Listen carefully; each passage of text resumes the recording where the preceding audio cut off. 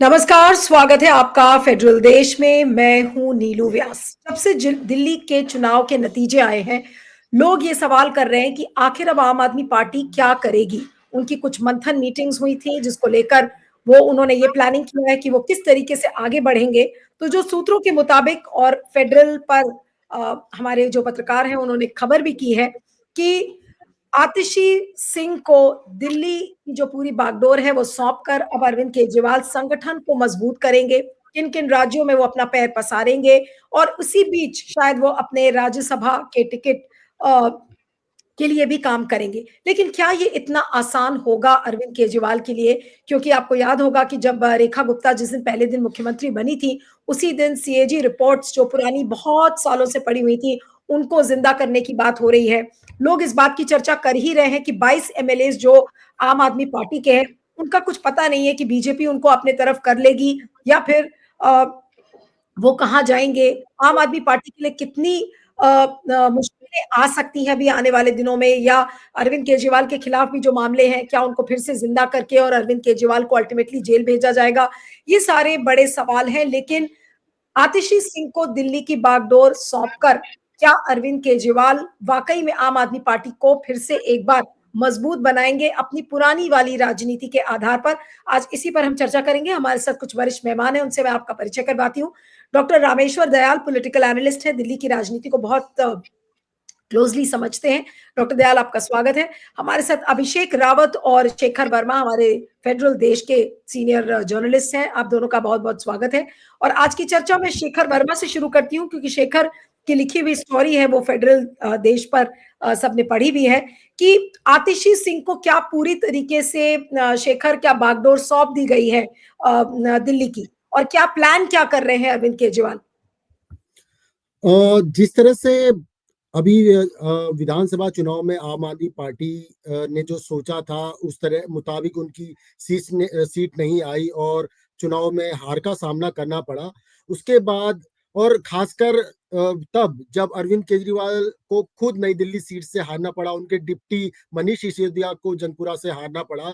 उसके बाद कहीं ना कहीं पार्टी को ये लगने लगा कि जरूरी है, ये समय आ गया है, वो वक्त आ गया है जब हमें मंथन करना होगा, हमें समीक्षा करनी पड़ी होगी इस हार के कारण की क्योंकि वो भी तब जब हम दिल्ली में इतनी लोक लुभावने योजनाएं चला रहे थे, स्कीम चला रहे थे। कहाँ ऐसी गड़बड़ रह गई कि हमको सत्ता से 13 साल की सत्ता के बाद हमें बाहर होना पड़ा। तो इसके बाद ये जो समीक्षा हुई तो उसमें ये बात, पहली बात तो ये निकल के आई कि अरविंद केजरीवाल जो आम आदमी पार्टी के राष्ट्रीय संयोजक हैं, साथ ही आम आदमी पार्टी के एक पोस्टर बॉय, उनका प्रमुख चेहरा भी हैं।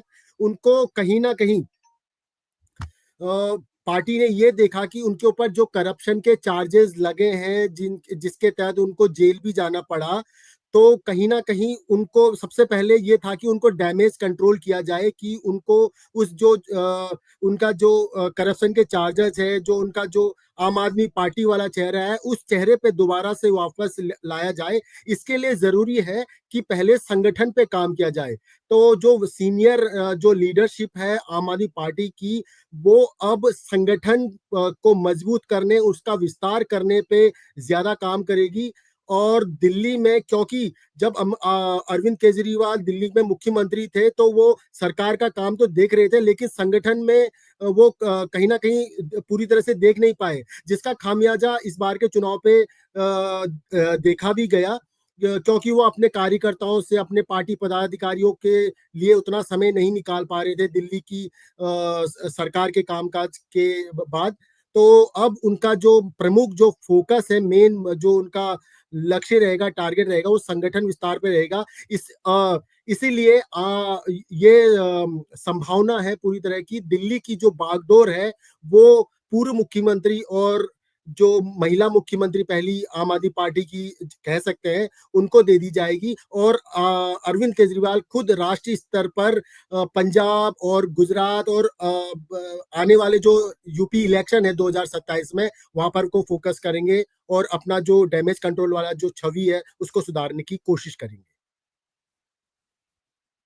अ अब मैं डॉक्टर दयाल के पास आती हूँ कि डॉक्टर दयाल, आपको क्या लग रहा है कि अरविंद केजरीवाल के पास साथ उनके लिए क्या संगठन को मजबूत करना इतना आसान होगा? और जिस तरीके से वो अलग-अलग राज्यों में जाकर और वो ये सोच रहे हैं कि आम आदमी पार्टी की को और मजबूत किया जा सके, क्या वो इतना आसान होगा? और इसी बीच कहा जा रहा है कि वो राज्यसभा में भी घुसने की कोशिश करेंगे। क्या लगता क्या है कि क्या हो सकता है अरविंद केजरीवाल के साथ? और कितनी राह मुश्किल है उनके लिए? देखिए, वो एक गीत है ना कि मेहनत करे इंसान तो क्या काम है मुश्किल। मालिक है तेरे साथ दर गम से तू है दिल और मेहनत करे इंसान तो क्या क्या काम है मुश्किल।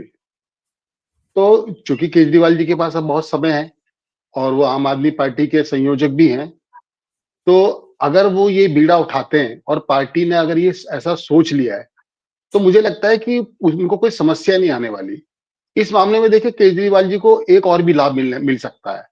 इंडी गठबंधन है, उसके वो साथ भी हैं और दूसरा उनका एक अपना गठबंधन भी है। तो अगर वो चाहें तो पंजाब के बाद गुजरात, गोवा, उत्तर प्रदेश, मध्य प्रदेश, राजस्थान में वो अपना काडर मजबूत कर सकते हैं और उसमें उनको कोई समस्या आने वाली नहीं है। अभी भी उनके चाहने वाले लोगों की कमी नहीं है। मैं पहले भी कह चुका हूँ और भी जगह कि दिल्ली वालों ने उनको ठुकराया नहीं है, नाराजगी नाराजगी जाहिर की है। क्योंकि अगर 70 में से आपको 22 सीटें मिलती हैं और आपका वोट परसेंटेज बहुत ज्यादा घटा नहीं है बीजेपी की तुलना में, तो इसका मतलब ये है कि आपके पास विकल्प खुले हैं। लेकिन देखना ये होगा कि राहें तो अरविंद केजरीवाल जी के पास हैं, लेकिन क्या वो राहें इतनी आसान हैं? देखिए, मुझे लगता है कि अरविंद केजरीवाल जी को जो समस्या आएगी, वो सबसे पहले तो ये आएगी कि एक तो दिल्ली के अंदर जो दिल्ली की बीजेपी सरकार है और बीजेपी के लोग हैं, वो लगातार, अब तो कांग्रेस भी है, लगातार उनके खिलाफ भ्रष्टाचार के खिलाफ आरोप लगाते रहे और अभी कोर्ट से पूरी तरीके से कंफर्म तो नहीं हुआ, लेकिन वो जेल जा चुके हैं, तो एक उनके ऊपर दाग लग चुका है। तो देखना ये होगा कि अरविंद केजरीवाल जी को इतना टाइम मिलेगा कि वो दिल्ली छोड़ के जा पाए या मुकदमों को झेले, क्योंकि अरविंद केजरीवाल जी के खिलाफ एक तो शराब का मामला चल ही रहा है कि वो जो शराब माफिया और शराब लिकर लिकर स्कैम जो जिसने कहते हैं कि 100 साल इनको डुबोने में, इनकी सरकार को डुबोने डुबोने में महत्वपूर्ण भूमिका निभाई है, तो एक वो वाला मामला भी है। और दूसरा, आप यही है कि दिल्ली सरकार कह भी चुकी है और नरेंद्र मोदी जी ने भी बोला था जब उन्होंने 8 तारीख को राष्ट्रीय कार्यालय से अपने कार्यकर्ताओं को संबोधित किया था कि एक तो यमुना हमारी प्रायोरिटी है और दूसरा सीएजी की रिपोर्ट विधानसभा के पहले सेशन के पहले दिन ही रख दी जाएगी। तो दिल्ली सरकार से भी पता लग चुका है कि पहले दिन तो नहीं, क्योंकि पहले दिन तो उन्होंने अपना सबने शपथ लेनी है और 15 तारीख को वो सीएजी की रिपोर्ट सदन पटल पे रख दी जाएगी। तो जैसी सीएजी की रिपोर्ट सदन पटल पे रखी जाएगी, मेरा मानना ये और सोर्स जो बताते हैं वो ये है कि कमेटी जो ना हायर कमेटी गठित की जाएगी और इस सीएजी की रिपोर्ट में जो भी इरेगुलेटरीज हैं, अनियमितताएं हैं, उसको उसके आधार पे वो कानूनी कार्रवाई शुरू कर दी जाएगी। तो अरविंद केजरीवाल जी को एक तो जो कोर्ट में मुकदमे चल रहे हैं, एक तो वो समस्या आएगी। दूसरा, इस सीएजी रिपोर्ट के आधार के ऊपर अगर उनके खिलाफ कोई मुकदमे दर्ज होते हैं या उनको कमेटीज वगैरह में उनके पेश किया जाता है, तो वो फिर उनको लंबा प्रोसेस चलेगा और दिल्ली के अंदर उनको लंबे समय तक रहना पड़ेगा। लेकिन चूंकि वो खाली है, वो समय निकाल सकते हैं और उनको ऐसा करना भी चाहिए, क्योंकि आम आदमी पार्टी से देखिए चाहे कुछ भी है, लेकिन देश की और दिल्ली वालों की एक नजर तो हमेशा उन पे रही है और उन्होंने जो आंदोलन चलाया था ईमानदारी को लेकर और राजनीति में भ्रष्टाचार के खिलाफ, तो लोग अब भी मानते हैं कि शायद ये आदमी दोबारा से कुछ करेगा। जो फिनिक्स पक्षी होता है ना, जब अपनी राख से पैदा होता है, तो लोगों को मानता है कि शायद ये फिर से अपनी राख से पैदा हो जाएंगे। लेकिन मेरा मानना है कि राहें थोड़ा कठिन है और मेरा तो एक सुझाव भी है कि अरविंद केजरीवाल जी को फिलहाल भारत भ्रमण करने से पहले थोड़ा सा पंजाब की तरफ भी ध्यान दे देना चाहिए, क्योंकि कांग्रेस जो है ना वह बहुत मजबूती से इनकी सरकार को गिराने की प्रक्रिया में लगी हुई है और वहां पे तो कांग्रेसी तो दिल्ली में कह भी रहे हैं और सब जगह कहा जा रहा है कि वहां भी कोई एक ना शिंदे पैदा हो सकता है। मतलब वहां भी उनकी पार्टी में से पार्टी टूटेगी और वहां से उनका कोई नेता निकलेगा और वो कांग्रेस के साथ मिलकर सरकार बनाएगा। तो अरविंद केजरीवाल जी सब कुछ करें, अच्छी बात है, अपने अपना जनाधार बढ़ाएं, अपने साथ लोगों को, कार्यकर्ताओं को जोड़े, ये अच्छा काम करें, लेकिन साथ साथ वो पंजाब की तरफ भी थोड़ा ध्यान दें। ऐसा ना हो कि वो देश को जीतने का मन बनाए और दिल्ली के बाद फिर पंजाब के लिए भी समस्याएं खड़ी हो जाएं, तो फिर जो उनका जो टारगेट है या जो पार्टी ने सोचा है कि वो अब अपने मजबूत करेंगे पार्टी को राष्ट्रीय स्तर पे, तो फिर समस्या पैदा ना हो जाए। फिर आपने जो सीएजी रिपोर्ट्स का मेंशन किया डॉक्टर दयाल कि सीएजी रिपोर्ट्स अभी जब खुलेंगी तो हो सकता है कि पॉसिबिलिटी ये बने कि को जेल भी जाना पड़े। इसकी पॉसिबिलिटी आपको कितनी ज्यादा लग रही है कि दोबारा अरविंद केजरीवाल जेल जा सकते हैं और यही ऐसी ही कुछ पॉलिटिकल सिचुएशन बीजेपी शायद क्रिएट करे उनके लिए? देखिए, सीएजी की रिपोर्ट के बाद एक पूरा प्रोसेस होता है, उसमें जेल जाने का वो विकल्प है, वो आखिरी है। ऐसा नहीं है कि ये यहाँ पे कोई तानाशाही तो है नहीं कि एकदम सीएजी की रिपोर्ट खुली और उसके आधार के ऊपर आपके खिलाफ मुकदमा हो गया। वो कोई प्रोसेस नहीं है, ना वो भारत के संविधान में ऐसी कोई प्रक्रिया है। जब वो सीएजी की रिपोर्ट आएगी, शायद सुप्रीम कोर्ट भी उसके ऊपर कुछ सवाल उठा चुके हैं, कुछ मुझे ऐसा पता लगा था, तो एक सिस्टम तो बनेगा। तो बात ये नहीं है कि केजरीवाल जी गिरफ्तार होंगे या नहीं होंगे, लेकिन वो केजरीवाल जी की जो छवि है ना ईमानदार वाली, वो फिर दोबारा से डेंट होगी कि भाई सीएजी की 12 रिपोर्ट्स आनी है जो पिछले 7 साल से नहीं रखी गई, जबकि हमेशा हुआ है शीला शीला दीक्षित जी ने यहाँ 15 साल राज के, हर साल सीएजी की रिपोर्ट रखी जाती रही है और कभी भी कोई समस्या नहीं आई। तो अगर सीएजी की रिपोर्ट्स आती है और उन रिपोर्ट्स के अंदर ये अपना आबकारी विभाग, लिकर डिपार्ट आबकारी विभाग हो गया, परिवहन हो गया, हेल्थ हो गया, या और भी जो डिपार्टमेंट्स है उनके ऊपर अगर सीएजी ने उंगली उठाई है और बताया कि इसके अंदर इतने इतने करोड़ के घोटाले होने की संभावना है, जो हमेशा ऐसा होता रहा है। सीएजी हमेशा रिपोर्ट करती है, सीएजी कभी भी कोई मुझे नहीं पता कि सीएजी ने कभी भी किसी सरकार को एकदम क्लीन चिट दे दी हो। सीएजी हमेशा कुछ ना कुछ बताती है और हो सकता है कि इनके मामले में, अरविंद केजरीवाल जी के मामले में कोई वो कुछ ज्यादा बता दे, क्योंकि ये तो माना जा रहा है कि कुछ मामलों में अरविंद केजरीवाल जी और उनकी कैबिनेट ने नियमों का पालन नहीं किया जो वो आसानी से कर सकते थे और उनसे पार पा सकते थे।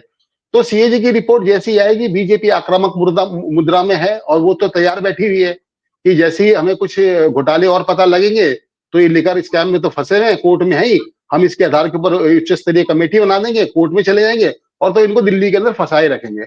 तो सारा मामला वो है कि केजरीवाल जी को ईमानदार वाली जो छवि है वो सीएजी की रिपोर्ट से और ज्यादा डेंट हो सकता है उसको। ओके, ठीक है। लेकिन अभिषेक, आपको क्या लगता है कि अब आतिशी के को अगर बागडोर दी गई है और उनको सौंप दिया गया है सारी चीज की दिल्ली में संभालना है, लेकिन साथ साथ हमें ये नहीं भूलना चाहिए कि आतिशी के साथ ही 22 एमएलएज हैं, उनको मिलाकर 22 एमएलएज हैं जो कि आम आदमी पार्टी में जीत कर आए थे।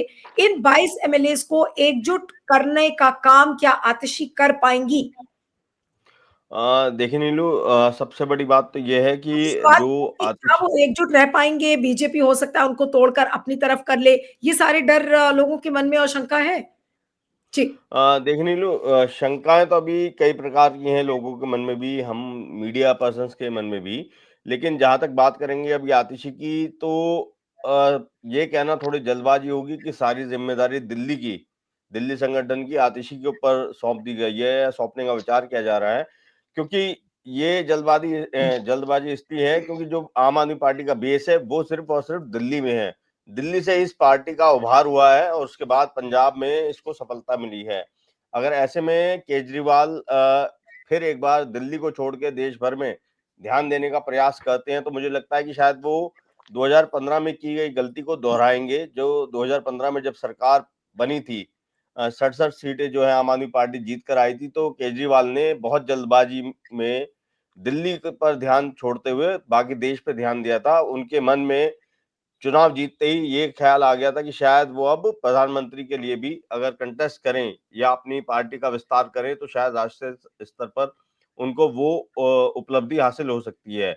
लेकिन आप ये देखेंगे कि उस समय पे फिर मनीष सिसोदिया का कद जो है, बेशक पार्टी में ना बढ़ा हो, लेकिन जनता के बीच मनीष सिसोदिया का कद काफी ज्यादा बढ़ गया था, क्योंकि वो उप मुख्यमंत्री की भूमिका में थे और एक तरीके से सारा जो सरकार का कार्यभार है वही संभाल रहे थे। और 2020 में आते-आते हम एज़ अ मीडिया पर्सन हम बात करें, तो हमें वो खबरें भी अंदर से सुनाई दे रही थी कि खुद केजरीवाल अब नहीं चाहते हैं कि मनीष सिसोदिया जो है उस चुनाव में जीते, या फिर वो चाहते हैं कि मनीष सिसोदिया का कद जो है किसी भी तरीके से अब घटना चाहिए। तो आप ये भी देखेंगे 2020 में मनीष सिसोदिया का जो जीत का मार्जिन था वो महज 3 साढ़े 3 हजार वोट्स के बीच था। तो ये सारी बातें अब भी केजरीवाल को ध्यान में रखनी चाहिए, क्योंकि अब उनको और भी बड़ा झटका लगा है। पहले तो वो फिर भी दिल्ली में जीते हुए थे, अब वो दिल्ली हार गए हैं और दिल्ली में हारने का मैसेज पूरे देश में भी गया है। पंजाब में आप देखिए, पंजाब में पूरी पार्टी में चिंता फैली हुई है।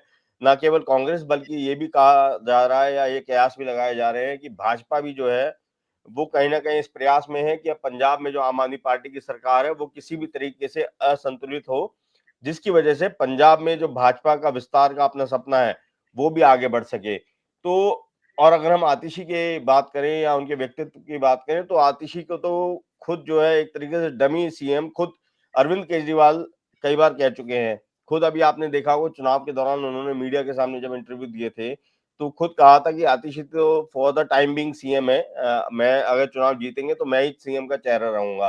तो ऐसे में आप खुद सोचिए कि एक डमी को अगर वो पूरी जिम्मेदारी सौंपेंगे तो कार्यकर्ताओं को काबू में करना या बांधे रखना अपने साथ कितनी बड़ी चुनौती हो जाएगी। साथ ही साथ जो विधायक हैं, आप अगर देखेंगे जब सीएम बन रही थी आतिशी, तो सौरभ भारद्वाज ने या आप देखेंगे जब जिस दिन ऐलान हुआ था उस दिन ही पीसी में आप देखेंगे या बाइट में देखेंगे, याद करें उस चीज को, सौरभ भारद्वाज ने सीधे कहा था कि ये तो आतिशी तो एक तरीके से खड़ाऊ का काम करेंगी और उन्होंने राम की तुलना केजरीवाल से की थी। तो एक्सेप्टेंस जो है आतिशी की, क्या जो अन्य विधायक हैं वो उनको अपना सिपहसालार मानने को तैयार होंगे? इसी बात पे मुझे लगता है कि अंदर ही अंदर जो है एक बड़ा ईगो क्लैश भी हो सकता है विधायकों के बीच में, क्योंकि आतिशी ऐसी नहीं है जो दूसरी बार विधायक बन के आई है। अमानतुल्लाह खान को देखेंगे आप, तो वो विधायक चुने गए हैं तीसरी बार, और भी कुछ एक लोग हैं जो रिपीट हुए हैं। तो इसलिए सिर्फ ये कहना कि आतिशी पे दारोमदार सौंप दिया जाएगा दिल्ली का और केजरीवाल भारत भ्रमण के लिए निकल जाएंगे या फिर भारत में अपने जो है संगठन को और मजबूत करने के लिए निकलेंगे, तो वो बहुत जल्दी होगा और शायद वो उनकी दोबारा गलती होगी, क्योंकि इस समय पार्टी की स्थिति लड़खड़ाने वाली है और वो ऐसे में खुद को संभालना पहले चाहिए बजाय दौड़ लगाने के लिए। तो मुझे तो यही लगता है कि वो अब दिल्ली पे साथ ही साथ पहले पंजाब पे फोकस करें। जैसे रामेश्वर सर ने भी कहा था कि पंजाब पे उनको फोकस करना चाहिए, तो मेरा भी यही एक सुझाव है आम आदमी पार्टी के लिए कि वो पंजाब पे ज्यादा फोकस करें, क्योंकि कभी भी पंजाब में कुछ भी हमें सुनने को आ सकता है। कांग्रेस पहले ही बड़े खुले तौर पे कह चुकी है कि 30 विधायक जो है उनके संपर्क में है। हालांकि फिगर मुझे नहीं पता वो 30 विधायक कैसे क्या आया है, लेकिन उनका जो वक्तव्य आया था पहले उसमें 30 विधायकों का जिक्र करा था। फिर इस तरीके के कयास भी आए कि जो भगवंत मान है उनका और अमित शाह का काफी अच्छा कोऑर्डिनेशन है। तो ये भी कयास लगाए जा रहे थे, क्या ऐसा ना हो कि भाजपा जो है भगवंत मान को पीछे से जो है सपोर्ट करे और भगवंत मान ही एक नाथ शिंदे बन जाए। तो अभी कई पहलुओं पे हमें नजर रखनी चाहिए और शायद अरविंद केजरीवाल खुद इस मामले में काफी ज्यादा जो है समझदार हैं, वो भाप लेते हैं कहाँ पे क्या खतरा हो सकता है और इस समय उनको भी पता है कि उनको अपने जो बेस है, अपनी जो नींव है, जहाँ पे नींव रखी थी उन्होंने, वहीं पे हार का सामना करना पड़ा है। तो इस समय चौतरफा हमले उन पे होंगे और कैसे उन हमलों से बचना है और उस हमले से पार्टी को भी बचाए रखना है, वो सबसे बड़ी चुनौती है। नहीं, लेकिन लेकिन अब अभिषेक जी, केजरीवाल जी को तो देश का प्रधानमंत्री बनना है, तो हम उनको कैसे पंजाब में उलझाए रखेंगे? तो उनकी जो इतनी बड़ी महत्वाकांक्षा है भारत का प्रधानमंत्री बनने की, तो अगर वो बेचारे पंजाब में उलझे रहेंगे तो समस्या पैदा होगी ना। तो मुझे लगता है कि पार्टी शायद उनको यही सोच रही है कि पंजाब को हम देख लेंगे, है ना। आप जो है ना भारत भ्रमण कीजिए, गांधी जी की तरह चंपारण जाइए और वहां से नमक आंदोलन की तरह कोई आंदोलन शुरू कीजिए और देश के अंदर फिर अपनी साख जो है ना पूरी तरीके से पैदा कीजिए और फिर लड़िए। नहीं देखिए डॉक्टर सर, दयाल, पार्टी का तो एक बस मैं बात रखूंगा कि पार्टी तो उनको मतलब अगर हम आम बोलचाल की भाषा में बात करें तो फट्टे पे चढ़ाने में बहुत अग्रसर रही है पहले भी। भगवान राम से भी तुलना उनकी कर दी गई है। लेकिन आप ये देखिए कि क्या अरविंद केजरीवाल खुद को अन्ना हजारे की तरह बनाना चाहेंगे अपनी पार्टी का, जैसे आंदोलन के समय पे नारे लगते थे देखिए कि इनफैक्ट अन्ना यही सवाल, कि, ये जो आप कि बात कह अन्ना रहे थे, जी, हाँ, कि आपने अन्ना अन्ना तुम हजारे संघर्ष करो हम तुम्हारे साथ हैं, तो क्या हमारे साथ हैं। अरविंद केजरीवाल खुद अब संघर्ष करने की पोजीशन में होंगे कि पार्टी ये बोलेगी अरविंद तुम संघर्ष करो हम तुम्हारे साथ हैं? क्या वो फ्रंट फुट पे इस तरीके से संघर्ष में आगे रहना चाहेंगे? सवाल नहीं ये लेकिन भी है। यही यही सवाल मैं डॉक्टर दयाल से बल्कि पूछना चाह रही थी। डॉक्टर दयाल कि क्या अब अरविंद केजरीवाल को ये एहसास हो गया है कि भाई जो सड़क पर प्रदर्शन करने वाली जो एक राजनीति थी, जिससे पूरी आम आदमी पार्टी पैदा हुई थी, क्या उसी राजनीति को वापस अब अरविंद केजरीवाल फिर से पूरे देश में दोहराने की कोशिश करेंगे, और क्या वो खड़ा कर पाएंगे उस तरीके की राजनीति आम आदमी पार्टी के लिए फिर से? देखिए नीलू जी, भाई आप स्वतंत्र हैं, देश में लोकतंत्र है, आप स्वतंत्र हैं और आप कोई भी सपने देख सकते हैं और आप उसके पूरा करने के लिए कोई भी प्रयास कर सकते हैं। लेकिन हमने केजरीवाल को क्या माना? सबसे बड़ा सवाल है, दिल्ली वालों ने और देश वालों ने केजरीवाल को क्या माना? उन्होंने कभी भी उनको राजनेता नहीं माना, जो दूसरी पार्टीज के नेता होते हैं वो नहीं माना। केजरीवाल जी ने जो आंदोलन शुरू किया 2012 के एंड से और 2015 तक जो आंदोलन पीक पे था, उसमें क्या था? उन्होंने भ्रष्टाचार को उखाड़ फेंकना था और देश के अंदर या देश की राजनीति या ब्यूरोक्रेसी के अंदर ईमानदारी लानी थी। इस तरीके से मतलब भ्रष्टाचार खत्म करना था और ईमानदार लोगों को और ईमानदारी को पैदा करना था। बीच में उन्होंने एक विज्ञापन भी दिया था कि आप जिस भी सरकारी ऑफिस में जाइए, अपना मोबाइल लेके जाइए और चुपचाप से मोबाइल ऑन कर लीजिए, जो भी अधिकारी आपसे पैसा मांगता है उसकी वीडियो आप खींचिए और हमें दीजिए, हम तुरंत एक्शन करेंगे। उसका कुछ नहीं, है ना? तो केजरीवाल जी के साथ सबसे बड़ी समस्या क्या है? देखिए, वो सपने ले सकते हैं और हो सकता है उनकी पार्टी इस काम को करने में उनकी मदद भी करे, लेकिन बात सारी जो है ना वो छवि के ऊपर आके अटक रही है। मेरा अपना पर्सनली मानना है, केजरीवाल की छवि क्या थी कि वो एक ईमानदार नेता है और दूसरा वो देश के अंदर भ्रष्टाचार को खत्म करना चाहते हैं। आपको याद होगा 2013 में इलेक्शन से पहले उन्होंने शीला दीक्षित समेत 24 देश के नेताओं के फाइलें दिखाई थी मीडिया में कि देखिए मेरे पास ये सब कुछ है और मैं इनके खिलाफ ये भ्रष्टाचार के मुकदमे और सुप्रीम कोर्ट को और अपना राष्ट्रपति जी को इनके खिलाफ एक्शन लेना चाहिए। उसमें सबसे पहले उन्होंने श्रीमती शीला दीक्षित को भी टारगेट पे लिया था, लेकिन वो अलग बात है कि 2013 में जब पार्टी को सरकार बनानी पड़ी तो उन्होंने कांग्रेस के समर्थन के साथ ही सरकार बनाई। तो मेरा मानना ये है कि अरविंद केजरीवाल का जो इमेज है ना वो बहुत बुरी तरीके से क्षतिग्रस्त हुई है। सबसे पहले उन्हें उस छवि को ठीक करना होगा, वरना आप घूमते रहिए। बिहार के अंदर नीतीश जी घूम रहे हैं, यूपी के अंदर और नेता घूम रहे हैं, हर राज्य में नेता घूमते हैं, लेकिन केजरीवाल जी तो थोड़े अलग टाइप के नेता ना, तो उनकी इमेज वही है कि वो ईमानदार है, वो देश के अंदर भ्रष्टाचार खत्म करना चाहते हैं। लेकिन दिल्ली में तो उनकी ये छवि पूरी तरीके से ध्वस्त हो गई। अब उन्होंने तो खुद प्रेस कॉन्फ्रेंस में और जनसभाओं में भाषण करते हुए कहा था कि अगर मैं ईमानदार हूं तो आप मुझे वोट देना, दिल्ली वालों अगर मैं ईमानदार हूं तो आप मुझे वोट देना, वरना मुझे वोट मत देना। तो इसका मतलब वो भ्रष्टाचारी दिल्ली मान चुकी। जब देश की राजधानी के वोटर्स मान चुके हैं कि वो ईमानदार नहीं रहे और उनकी पार्टी और उनके नेता विभिन्न भ्रष्टाचार के मसलों में उलझे हुए और फंसे हुए, तो फिर जब वो देश का भ्रमण करेंगे, देश के अंदर अपनी पार्टी की इमेज को बिल्डअप करेंगे, तो बताइए ना वो कैसे करेंगे? वो तो फिर सामान्य नेता ही हो गए, ईमानदारी वाली छवि कहां से लाएंगे वो? सबसे बड़ा सवाल ये है। वो करे घूमे फिरे, लेकिन वो ये है कि वो ईमानदारी वाला मामला कैसे आएगा? हो सकता है कि वो अपने आप को कट्टर ईमानदार ना बोले, लेकिन क्या वो अपनी रणनीति में वो बदलाव लाएंगे? कुछ तो उनको ऐसा नया करना पड़ेगा कि पार्टी जो लोग हैं देश के, वो उनके ऊपर विश्वास करने लगे। अब वो कहां से लाएंगे ये रणनीति, डॉक्टर दयाल? उसके बाद फिर मैं अंतिम कमेंट्स के लिए शेखर और अभिषेक के पास जाऊंगी। जी, अब दोबारा बोलिए, मैं बीच में ये ब्रेक हो गया था, कुछ समझ नहीं आया। मैं ये कह रही थी कि कौन सी ऐसी नई रणनीति अब अरविंद केजरीवाल लाएंगे ताकि देश के लोग उन पर विश्वास कर सके? हाँ देखिए ये भी एक इसका उत्तर भी बहुत साधारण है, लेकिन उसके अंदर वो साधारण है और वो बहुत वो कारगर भी है।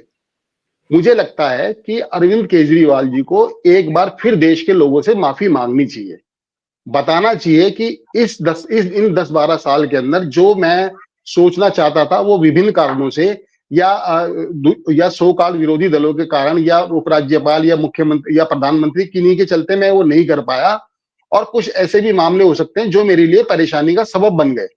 तो मैं अब भाई लोगों, देश के लोगों, मैं उसके लिए माफी चाहता हूं। अब मैं दोबारा से अपनी वही छवि दिखाऊंगा और देश के लिए वही करूंगा जो मैंने किया था। अब मैं शीश महल के अंदर नहीं रहूंगा, शीश महल जैसे घरों निवास का मैं सपना नहीं देखूंगा, मैं महंगी गाड़ियों को मैं सवारी नहीं करूंगा और मैं बहुत लंबा अपना प्रचार नहीं करूंगा।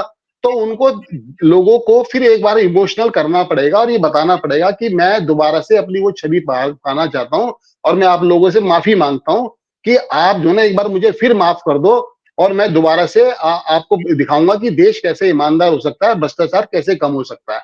ये एक बहुत बड़ा दांव भी वो चलेंगे मुझे लगता है। और अगर वो इसमें सफल हो गए तो देश की जनता तो बहुत भोली है, बहुत सरल है। वो तो जो देश के जो फिल्मों के जो विलेन है वो उनको अपना मान लेती है। और अभी जो अभी जो जो अभी एक वो जो 2-3 लड़के हैं वो जिनके खिलाफ एक्शन हुआ, उनके भी चाहने वालों की कमी कोई कम नहीं है। तो इस तरीके से तो देश की जनता जो है ना, वो हो सकता है कि उनको फिर एक बार मौका दे दे और वही जो पहले उनको 2013 और 2015 में जो उनकी बुलंद मामला था, वो फिर दोबारा से पैदा हो जाए। ठीक है। जनता लेकिन में तो जाना पड़ेगा। हाँ, नहीं, जनता के बीच तो उनको जाना ही पड़ेगा निसंदेह। बट शेखर, मैं अब आपके पास आती हूँ कि बहुत सारे लोग ये भी इस बात को कह रहे हैं कि आम आदमी पार्टी को अब एकजुट रखना ही सबसे बड़ा चैलेंज है, क्योंकि अब सभी जो उनके नेता हैं, कार्यकर्ता हैं, सबको लग रहा है कि भाई अब एग्जिस्टेंस मुश्किल हो रहा है और जिस बुरी हार का सामना उनको करना पड़ना है, तो सबको अगर राजनीति में अगर एग्जिस्ट करना है तो अब वो क्या कुछ नया आशियाना तलाशने की कोशिश करेंगे। हो सकता है वो कांग्रेस ज्वाइन कर ले, हो सकता है बीजेपी ज्वाइन कर ले। इस डर से इस समय पार्टी अगर ग्रसित है तो इस चीज से कैसे बचाएंगे अब अरविंद केजरीवाल, या फिर आतिशी सिंह को ही क्यों ना ले लीजिए। इसीलिए जब से दिल्ली चुनाव में आम आदमी पार्टी की हार हुई है, अरविंद केजरीवाल चाहे मीडिया के सामने नहीं आ रहे, पब्लिकली नहीं दिख रहे हैं, लेकिन अंदर खाने वो लगातार अपने विधायकों से के साथ संपर्क में है और उनके साथ बैठक कर रहे हैं, चाहे फिर वो दिल्ली के विधायक हो या फिर वो पंजाब के विधायक हो। आपने देखा होगा पिछले दिनों जब पंजाब के विधायकों को यहाँ बुलाया गया था तो एक अटकलें लगने लगी थी कि नहीं वो अब पंजाब के सीएम बनने जा रहे हैं। बट लेकिन जब बैठक खत्म होके जब बाहर आए तो भगवंत मान ने इस पे को सिरे से नकार दिया और उस टाइम अरविंद केजरीवाल जी भी उनके साथ थे। और रही बात दिल्ली दिल्ली की, पहले बात कर लेते हैं कि क्या जो 22 विधायक हैं उनको एक नया आशियाना तलाशना होगा। देखिए, उनका आशियाना वो तब तलाशेंगे जब उनके लिए कुछ संभावनाएं बनेंगी। कांग्रेस के पास जा नहीं सकते क्योंकि वहां उनके लिए कुछ नहीं है, और बीजेपी अब उनको बुलाएगी नहीं क्योंकि बीजेपी के पास खुद 48 विधायक हैं। अगर उनके पास कम विधायक होते तो उनको जोड़ तोड़ के कोशिश करते कि हाँ हम आपको ये कर देंगे, दे देंगे या वो दे देंगे। वैसे भी केंद्र शासित प्रदेश है, यहाँ पर ज्यादा देने वेने के लिए कुछ होता भी नहीं है, तो एक तरह से बीजेपी से भी नहीं होंगे। तो मुझे नहीं लगता कि दिल्ली में जो इनके 22 विधायक हैं इनके लिए कोई खतरे की बात है, वो अभी एकजुट रहेंगे। और दूसरी बात पंजाब की कर लेते हैं। जैसे कि अभिषेक जी ने बोला कि वहाँ कांग्रेस वहां बार बार दावा कर रही है कि 30 विधायक उनके संपर्क में है। 30 विधायक अगर चले भी जाते, 117 वहां की जो संख्या है 117 विधायकों की है, कुल सीटें वहां 117 विधायक है, और आम आदमी पार्टी के पास 92 विधायक है। अगर वो 30 विधायक चले भी जाते हैं तब भी आम आदमी पार्टी के पास 62 विधायक बचते हैं और बहुमत के लिए 59 विधायक ही चाहिए, सीट चाहिए। तो वहां पर भी आम आदमी पार्टी को कोई दिक्कत नहीं हो सकती। अब रही बात दिल्ली छोड़ने और नहीं छोड़ने की, जैसे कि अभिषेक जी ने बोला, तो अब उनके लिए दिल्ली में वो एक इतना व्यापक चेहरा बन गए हैं कि अगर वहां पर को अगर संदीप दीक्षित जी अगर नई दिल्ली से चुनाव नहीं लड़े तो अब वो आसानी से चुनाव जीत जाते। प्रवेश वर्मा को इतने बड़े मार्जिन से नहीं जीते हैं, 3,500-4,000 वोटों के मार्जिन से जीते हैं, तो आराम से वो इतने वोट ले जाते और चाहे कम मार्जिन से जीतते लेकिन जीत जाते। लेकिन वो वहां पर को जो उनके थोड़ा सा उनके बदकिस्मती कर लीजिए या उनके जो कॉम्पिटेंट थे वो बहुत स्ट्रांग थे तो थोड़ा सा उनको वो हुआ। लेकिन आज भी वो इस समय भी वो, जैसा कि वो कहा करते थे कि दिल्ली में क्या कहते हैं मेरे बराबर कोई चेहरा नहीं है, आज भी उनके बराबर दिल्ली में कोई चेहरा नहीं है। इसलिए उनको दिल्ली में रहे या ना रहे उनको कोई फर्क नहीं पड़ता, क्योंकि वो सिर्फ अब दिल्ली नहीं, उनका एक अपना एक ऑरा बन गया है। उनको राष्ट्रीय राजनीति में जाना ही पड़ेगा, उनको गुजरात जाना पड़ेगा, उनको पंजाब जाना पड़ेगा, उनको गोवा जाना पड़ेगा। राष्ट्रीय पार्टी है और राष्ट्रीय पार्टी का राष्ट्रीय संयोजक अगर राष्ट्रीय लेवल पे नहीं आ पाया, सिर्फ केंद्र शासित प्रदेश के स्तर पर ही सिमट गया, तो और जबकि उनके बाद आए भगवंत मान एक फुल स्टेट के सीएम है, तो क्या वो उनका कद उनसे छोटा अगर देखा जाए तो हो जाएगा। लेकिन और रही बात जैसे कि आतिशी की बात, को कोई एक्सेप्ट करेगा या नहीं करेगा विधायकों की। ऐसी क्या कहते हैं गुजरात में हुआ था, वो जो 2014 के पहले जो विधानसभा चुनाव हुआ था वो नरेंद्र मोदी के नाम पर लड़ा गया था और वहां जीत दर्ज की थी। लेकिन जब नरेंद्र मोदी जी राष्ट्रीय राजनीति में आए, लोकसभा चुनाव जीत के प्रधानमंत्री बने, तो उन्होंने अपनी बागडोर आनंदीबेन को दी।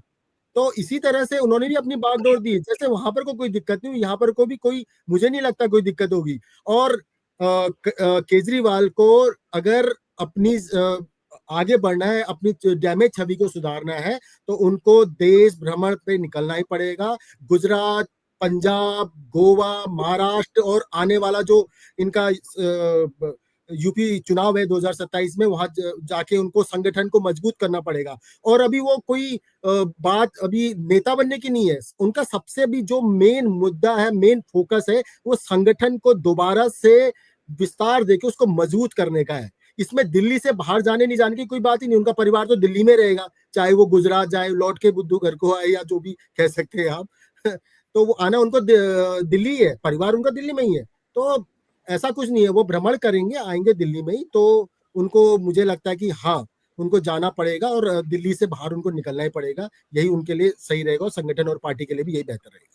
लेकिन एक आखिरी सवाल में अभिषेक, मैं अब आपसे पूछना चाहती हूँ कि ठीक है वो संगठन मजबूत करेंगे, पॉलिटिकली सर्वाइव करने की कोशिश करेंगे, लेकिन जो रणनीति है पार्टी की वो क्या होगी? जो जैसे पहले इन पर आरोप लगते थे कि बीजेपी की वो बी टीम के रूप में काम कर रहे हैं, तो अब तो उनको बीजेपी की दया और कृपा पर रहना पड़ेगा।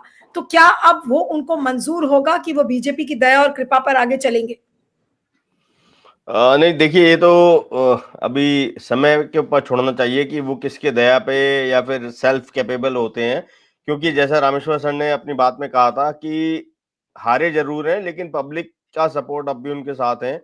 आप देखेंगे कि कई सीटें ऐसी हैं, बहुत ही मार्जिनल जो है मतलब वोट पे जो है जीत मिली है बीजेपी वालों को। और अभी भी ये 5 साल आप मान के चलिए, बीजेपी सरकार के भी बहुत बड़ी चुनौती है। अगर वो परफ़ॉर्म नहीं कर पाएँगे, तो 5 साल का पीरियड बहुत ज़्यादा बड़ा नहीं है। 5 साल बाद फिर उनको जो है विपक्ष, या हो सकता है फिर विपक्ष से भी कम की भूमिका में उनको फिर से जाना पड़े। तो ये समय बस आम आदमी पार्टी का अपने स्ट्रेंथ को और मजबूत करने का है। और अ, रही बात ये भी कि आप समझें, इस समय अगर हम छवि की बात करेंगे तो अब अरविंद केजरीवाल, क्योंकि जैसे मैं अलग-अलग विधानसभाओं में ग्राउंड रिपोर्ट पे गया था पब्लिक का मूड जानने के लिए, तो मैक्सिमम लोगों ने ये कहा था कि अब वो भी अरविंद केजरीवाल को अन्य नेताओं की तरह ही देखते हैं। ईमानदारी या ये सारी जो बातें वो करके राजनीति में आए थे, अब पब्लिक का सरोकार उस बात से रहा नहीं है। पब्लिक के मन में भी अब उनके लिए वही जगह है जो अन्य नेताओं के लिए है। और रही बात, खुद अरविंद केजरीवाल ने ये खुद ही कहा था, अपना जो है एक अग्नि परीक्षा रखी थी, अगर वो दिल्ली विधानसभा चुनाव जीतते हैं और उनकी पार्टी जीतती है तो ईमानदार माने जाएँगे। अब अगर वो हार गए हैं तो ज़ाहिर-सी बात है कि पब्लिक कहीं न कहीं उनको ईमानदार नहीं मान रही है। ये उन्हीं के अपने जो अग्नि परीक्षा थी, उसका फल जो अब है, वो उसके अनुसार मैं ये कह रहा हूँ। तो इसलिए आम आदमी पार्टी के लिए अभी चुनौतियाँ काफ़ी ज़्यादा हैं। सबसे बड़ी बात है पार्टी को एकजुट रखना, और पार्टी के अंदर अब अरविंद केजरीवाल के पैरेलल या फिर अरविंद केजरीवाल के विरोध में कोई ना उभर के आए, ये बड़ी चुनौती है। क्योंकि अब तक तो जब कोई जीतता होता है, तो ज़ाहिर-सी बात है कि विरोधी भी और उसके अपने घर में भी कोई उसके प्रति आवाज़ उठाने वाला नहीं होता है। लेकिन जहाँ पे अगर कोई व्यक्ति हारता है या पार्टी हारती है, तो उसपे सीख देने वाले बहुत हो जाते हैं। तो अब ये समय इन सब चीज़ों का है, और इस पे कैसे अरविंद केजरीवाल को कमांड करनी है और कैसे इन सब चीज़ों को थामते हुए खुद को और पार्टी को उभारना है, वो अब देखने वाली बात होगी। चलिए, तो चुनौतियाँ बहुत हैं, लेकिन इन चुनौतियों से क्या आगे निकल पाएँगे अरविंद केजरीवाल, ये देखना होगा। आप तीनों का बहुत-बहुत शुक्रिया, doctor Dayal, Abhishek, Shekhar, thank you so much for joining. Thank you. Thank you ma'am. Thank you.